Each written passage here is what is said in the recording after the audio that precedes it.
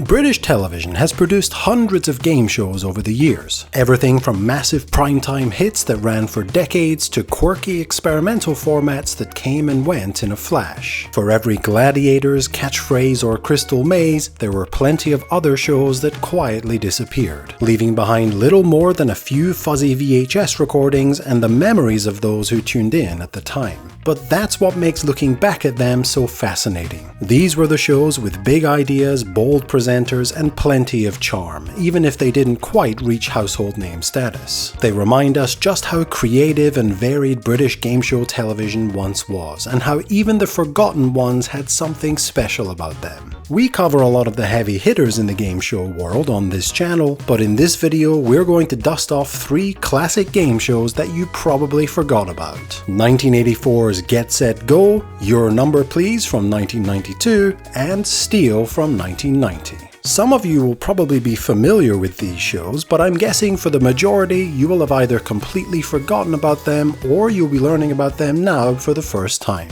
Each one had its own unique format and quirky charm, and while their time on air was short, they're well worth revisiting. Before we get started, please don't forget to give this video a like and subscribe if you're enjoying the content here on the channel. Grab a drink and a snack and settle in for a trip down memory lane as we revisit 3 classic British game shows you probably forgot existed.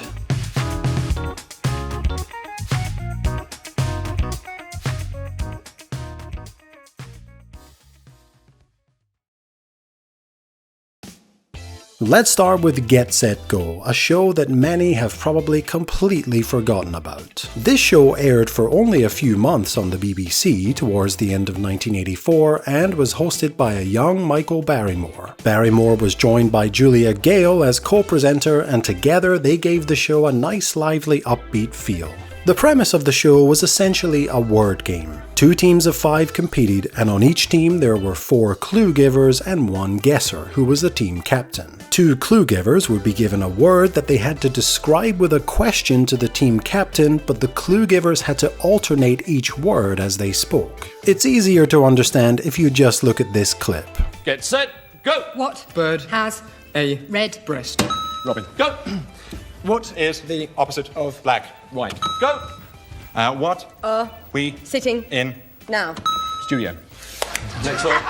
The first team to play would try to get 5 words correct in the fastest time possible, and then the second team would try to beat that. If the first team weren't able to get 5 words once the 90-second time limit was reached, then the second team would have the full 90 seconds to get 1 more word correct than the other team. There were 4 rounds, and each round was worth more points than the last. 250 points for round 1, 500 for round 2, 750 for round 3, and 1500 points for round 4. If both teams were tied at the end of the 4 rounds, their captains faced off in a sudden death tiebreaker, where they had to answer a question given by Barrymore and Gale to win the game. In the final round, the winning team's guesser had 60 seconds to identify 7 correct answers based on questions built by their teammates. First, all 4 clue givers would alternate the words for the question, and then 3 clue givers, and then 2 and 1, before going back up to 2, 3, and finally all 4 clue givers for the last question. If they managed to get all 7, they could pick from 7 different prizes. If not, they could choose from as many prizes as they'd earned correct answers for. In other words, if they got 4 words correct, they could each choose from the 4 prizes. Perhaps the way I've described the rules of this show is a bit confusing, but once you've watched an episode, it all makes sense.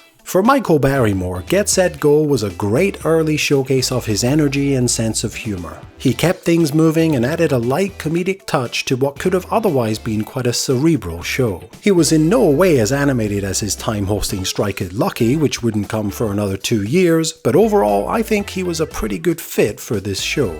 The show was based on an American format called Go, which aired on NBC in the previous year in 1983. The show was created by legendary game show producer Bob Stewart, the man behind classics like Pyramid, Password, and The Price is Right. Just like its UK counterpart, Go featured two teams competing to build and solve questions one word at a time. Go only ran from October of 1983 to January of 1984, so it didn't last long in the States either. But it clearly made enough of an impression for the BBC to take notice and adapt it for British audiences just months later.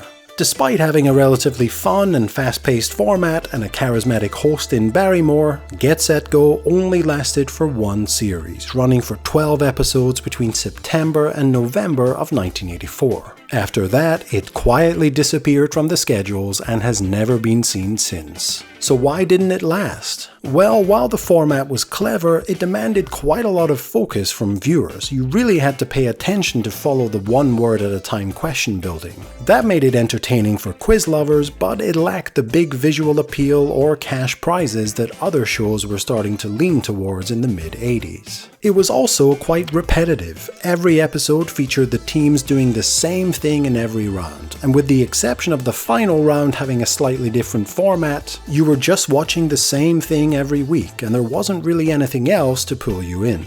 Nevertheless, I think Get Set Go was quite a creative game show that at least tried something different. And while it didn't set the world alight, it's a great example of how experimental and varied game shows once were, and how even short-lived formats can tell us a lot about the TV landscape of the era. I definitely recommend checking it out if you've never watched it before.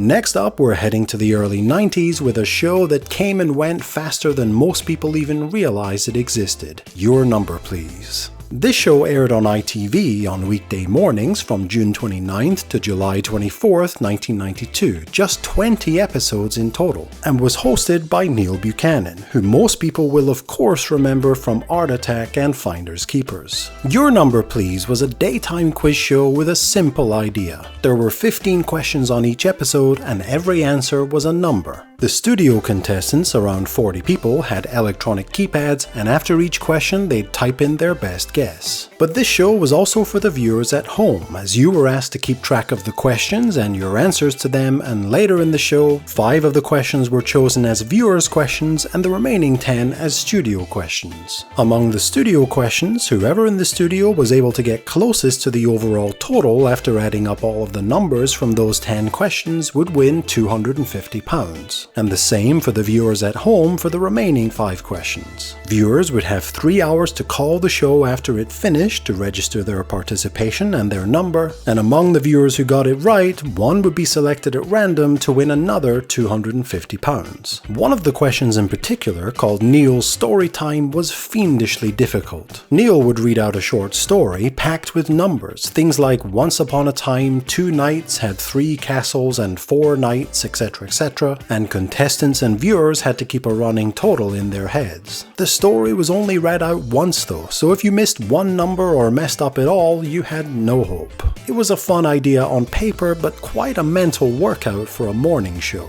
Despite the clever concept, Your Number Please just didn't catch on. It only lasted for that 4-week run in July of 1992 and was quietly dropped afterwards, and honestly, it's not hard to see why. While it was well-meaning and neatly put together, it just wasn't very exciting to watch. There was no real tension or energy, just a lot of people pressing buttons and waiting for numbers to pop up.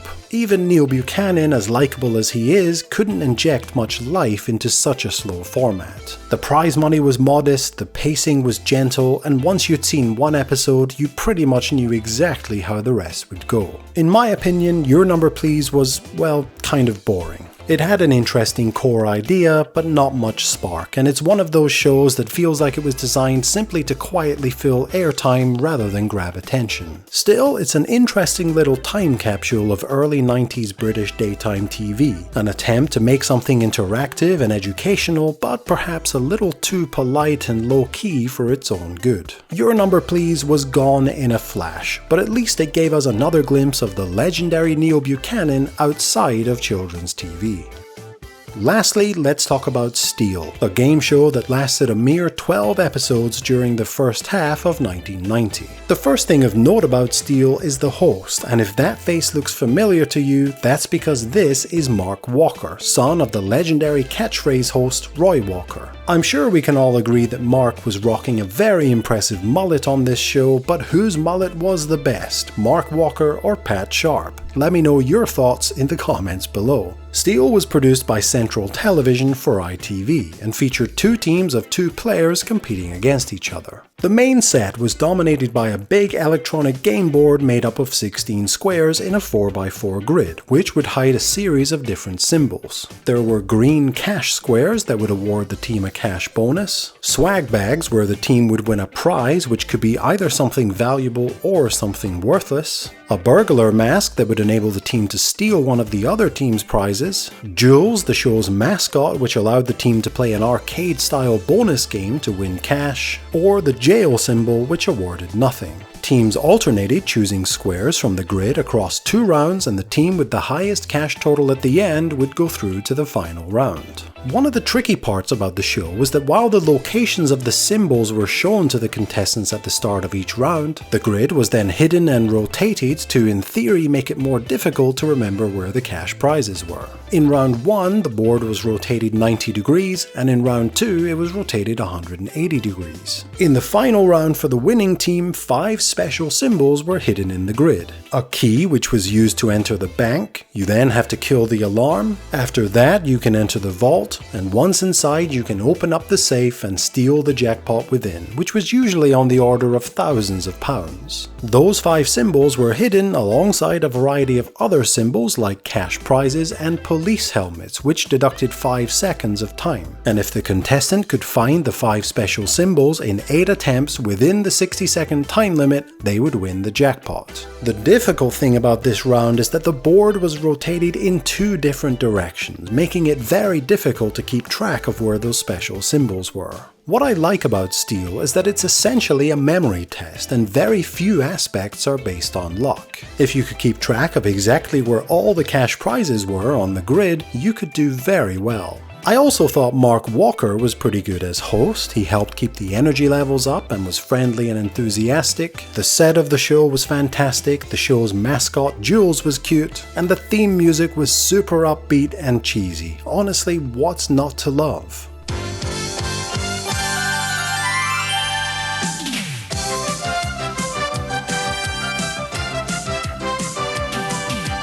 Despite all of this, Steel just didn't manage to, well, steal the audience's interest. It ran for only those 12 episodes in 1990 and then quietly disappeared, never to return. I suppose it was one of those shows that didn't really know what it wanted to be. It wasn't as quiz-focused as something like Blockbusters, but it wasn't as exciting as something like The Crystal Maze either. It sat somewhere in the middle, and perhaps UK audiences just weren't ready for that kind of show at the time. Nevertheless, Steel is actually quite a good game show with a clever concept, a likable host, and a style that captured the bright, upbeat feel of early 90s TV.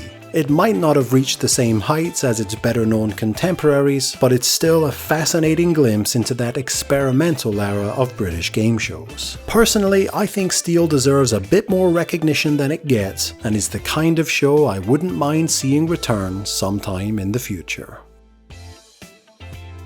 So there we have it, 3 classic game shows that you'd probably forgotten about. I'd love to hear your memories of these 3 shows, or of any other lesser known game shows from the past that have been lost to time. Let me know your thoughts in the comments below. Don't forget to give this video a little thumbs up and subscribe to the channel, and I'll see you again in the next video.